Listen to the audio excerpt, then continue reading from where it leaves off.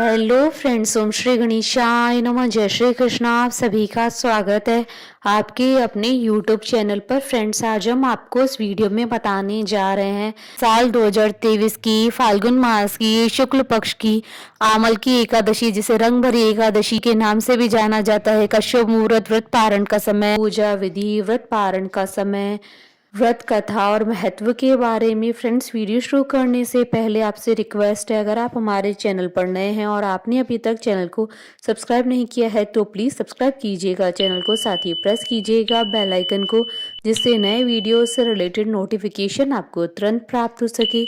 और वीडियो पसंद आने पर वीडियो को लाइक और शेयर जरूर कीजिएगा, ताकि सभी भक्तों को इस वीडियो का लाभ प्राप्त हो सके।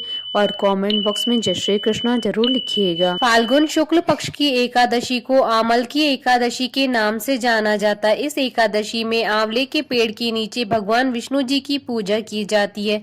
मान्यता है कि इस व्रत को करने से सभी प्रकार के पाप नष्ट हो जाते हैं और मोक्ष की प्राप्ति होती है। इस दिन व्रत रखने से 1000 गोदान के फल के बराबर पुण्य की प्राप्ति होती है। आमल की एकादशी का हिंदू धर्म में विशेष महत्व होता है। आमल की यानी आंवला, शास्त्रों में आंवला को श्रेष्ठ स्थान प्राप्त है। मान्यता है कि श्री हरि विष्णु ने जब सृष्टि की रचना के लिए ब्रह्मा को जन्म दिया तो उस समय उन्होंने आंवले के वृक्ष को भी जन्म दिया। आंवले को भगवान विष्णु ने आदि वृक्ष के रूप में प्रतिष्ठित किया। इसके हर अंग में ईश्वर का स्थान माना गया है। मान्यता है कि आमल की एकादशी के दिन आंवला और श्री हरि विष्णु की पूजा करने से मोक्ष की प्राप्ति होती है। मान्यता है कि जो लोग स्वर्ग और मोक्ष की कामना रखते हैं उनको आमल की एकादशी के दिन आंवले के वृक्ष के नीचे बैठकर भगवान विष्णु की आराधना करनी चाहिए। कहते हैं कि आंवला भगवान विष्णु जी का प्रिय फल है। आंवले के वृक्ष में भगवान विष्णु जी का निवास माना जाता है। पद्म पुराण के अनुसार आमल की एकादशी का व्रत करने से सैकड़ों तीर्थ दर्शन के समान पुण्य प्राप्त होता है। समस्त यज्ञों के बराबर फल देने वाले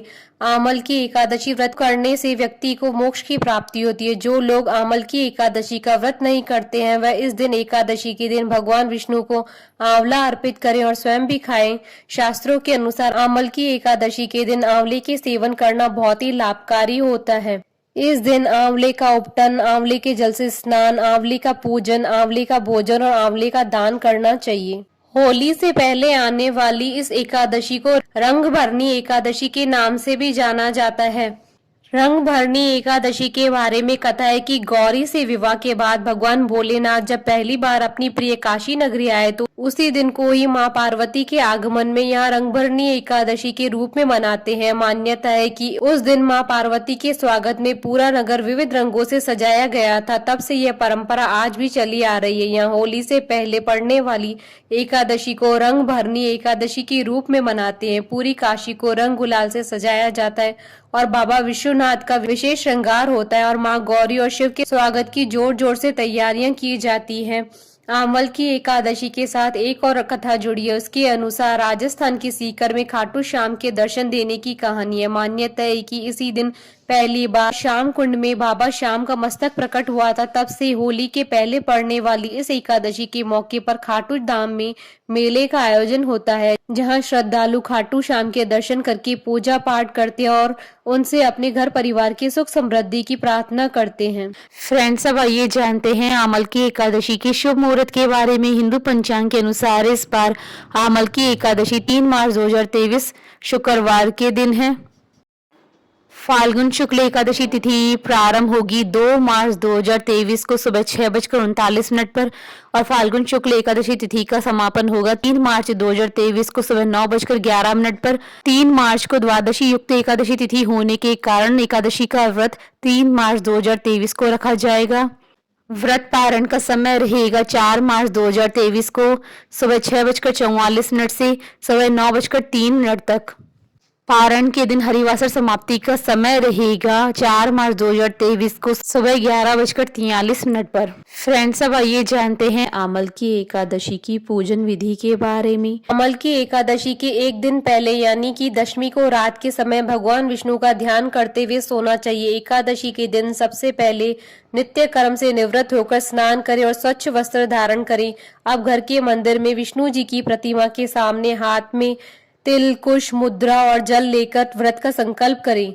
संकल्प लेते हुए इस प्रकार कहें कि मैं भगवान विष्णु की प्रसन्नता एवं मोक्ष की कामना से आमल की एकादशी का व्रत रखता हूँ या रखती हूँ। मेरा यह व्रत सफलता पूर्वक पूरा हो, इसके लिए श्री हरि मुझे अपनी शरण में रखें। अब विधि विधान से श्री हरि विष्णु जी की पूजा करें।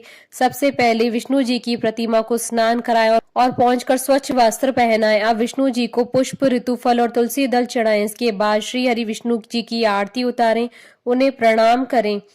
विष्णु जी की पूजा करने के बाद पूजन सामग्री लेकर आंवले के वृक्ष की पूजा करें। आंवले के वृक्ष की पूजा से पहले सबसे पहले वृक्ष के चारों ओर की भूमि साफ करें, उसे गाय के गोबर से पवित्र करें। पेड़ की जड़ में एक वेदी बनाकर उस पर कलश स्थापित करें। इस कलश में देवताओं, तीर्थों और सागर को आमंत्रित करें। कलश में पंच रत्न रखें, उसके ऊपर पंच पल्लव रखें और दीप जलाकर रखें। कलश पर श्रीखंड चंदन का लेप करें और वस्त्र पहनाएं। अब कलश के ऊपर श्री विष्णु के छठे अवतार परशुराम जी की मूर्ति स्थापित करें और विधिवत पूजा करें। शाम के समय एक बार विष्णु जी की पूजा करें और फलाहार ग्रहण करें। रात्रि में भगवत कथा और भजन कीर्तन करते हुए श्री हरि विष्णु जी का पूजन करें।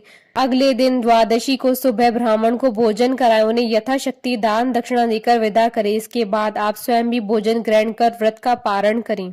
आमल की एकादशी व्रत कथा 88,000 ऋषियों को संबोधित करते हुए सूत जी ने कहा, हे विप्रो, प्राचीन काल की बात है। महान राजा मंदाता ने वशिष्ठ जी से पूछा था कि हे वशिष्ठ जी, यदि आप मुझ पर प्रसन्न है तो ऐसे व्रत का विधान बताने की कृपा करें जिससे मेरा कल्याण हो। महर्षि वशिष्ठ जी ने कहा, हे राजन, सब व्रतों से उत्तम और अंत में मोक्ष देने वाला आमल की एकादशी का व्रत है। राजा मानधाता ने कहा कि हे ऋषि श्रेष्ठ, इस आमल की एकादशी के व्रत की उत्पत्ति कैसे हुई? इस व्रत को करने का क्या विधान है? हे वेदों के ज्ञाता, कृपा कर यह सब वृतांत मुझे विस्तार पूर्वक बताइए। महर्षि वशिष्ठ जी ने कहा, हे राजन, मैं तुम्हारे समक्ष विस्तार से इस व्रत का वृतांत कहता हूँ। यह व्रत फाल्गुन मास के शुक्ल पक्ष में होता है। इस व्रत के फल से सभी पाप समूल नष्ट हो जाते हैं। इस व्रत का पुण्य 1000 गोदान के फल के बराबर है। आमल की आंवले की महत्ता उसके गुणों के अतिरिक्त इस बात में भी है कि इसकी उत्पत्ति भगवान विष्णु के श्रीमुख से हुई है। अब मैं आपको एक पौराणिक कथा सुनाता हूँ, ध्यान पूर्वक श्रवण करो। प्राचीन समय में वैदिक नामक एक नगर था। उस नगर में ब्राह्मण, वैश्य, क्षत्रिय, शूद्र चारों वर्ण के लोग प्रसन्नता पूर्वक रहते थे। नगर में सदैव वेद ध्वनि गूंजा करती थी। उस नगरी में कोई भी पापी, दुराचारी, नास्तिक आदि न था। उस नगर में चैत्रथ नामक चंद्रवंशी राजा राज्य करता था। वह उच्च कोटि का विद्वान तथा धार्मिक प्रवृत्ति का व्यक्ति था। उसके राज्य में कोई भी गरीब न था और न ही कंजूस। उस राज्य के सभी लोग विष्णु भक्त थे। वहां के छोटे बड़े सभी निवासी प्रत्येक एकादशी का उपवास करते थे। एक बार फाल्गुन माह के शुक्ल पक्ष की आमल की नामक एकादशी आई।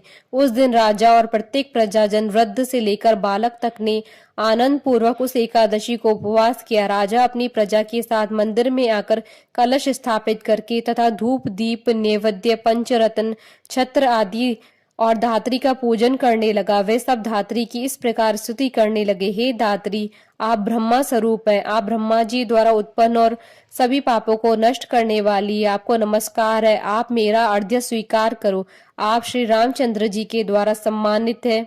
मैं आपसे प्रार्थना करता हूँ कि मेरे सभी पापों को हरण कर। उस मंदिर में रात को सभी ने जागरण किया। रात के समय उस जगह एक बहेलिया आया। वह महापापी तथा दुराचारी था। अपने कुटुंब का पालन वह जीव हिंसा करके करता था। वह भूख प्यास से अत्यंत व्याकुल था। कुछ भोजन पाने की इच्छा से मंदिर के कोने में बैठ गया। उस जगह बैठकर वह भगवान विष्णु जी की कथा तथा एकादशी महात्म्य सुनने लगा। इस प्रकार इस बहेलिये ने सारी रात अन्य लोगों के साथ जागरण कर व्यतीत की।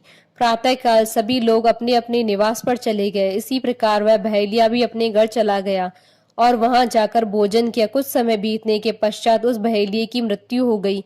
उसने जीव हिंसा की थी। इस कारण हालांकि वह घोर नरक का भागी था, परंतु उस दिन आमल की एकादशी का व्रत तथा जागरण के प्रभाव से उसने राजा विदुरथ के यहाँ जन्म लिया। उसका नाम वसुरथ रखा गया। बड़ा होने पर वह चतुरंगनी सेना सहित तथा धन धान्य से युक्त होकर 10 सहस्त्र गांवों का संचालन करने लगा। वह तेज में सूर्य के समान, कांति में चंद्रमा के समान, वीरता में भगवान विष्णु के समान तथा क्षमा में पृथ्वी के समान था। वह अत्यंत धार्मिक, सत्यवादी, कर्मवीर और विष्णु भक्त था। वह प्रजा का समान भाव से पालन करता था। दान देना उसका नित्य कर्म था।